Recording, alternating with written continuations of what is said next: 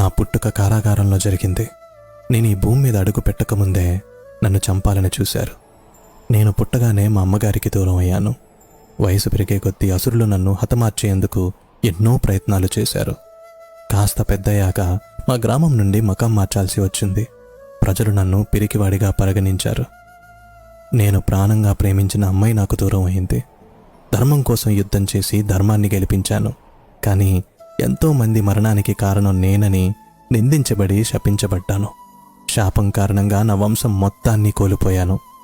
కిందటి జన్మ కర్మ ఫలితంగా కేవలం బొటనవేలుకు బాణం తగిలి నేను మరణించాను. ఇంత జరిగినా నేనెప్పుడు ఫిర్యాదు చేయలేదు. ఎప్పుడూ ఎవరి చెడు కోరుకోలేదు. మరి నువ్వెందుకు నీకొచ్చిన ప్రతి చిన్న కష్టాన్ని భారంగా తీసుకుంటున్నావు? నీకు నీ మీద నమ్మకం లేదా? లేదా నాపైన నమ్మకం లేదా? నువ్వున్న పరిస్థితులు నువ్వేంటి అన్నది చెప్పదు. నువ్వు నడుస్తున్న మార్గం వల్ల నీ వీధి నిర్వచించబడదు. నువ్వు తీసుకునే దశల ద్వారా నిర్వచించబడుతుంది. నీకు చెడు జరిగినంత మాత్రాన లేదా నీకు ఎవరైనా చెడు చేసినంత మాత్రాన కృంగిపోవనక్కర్లేదు.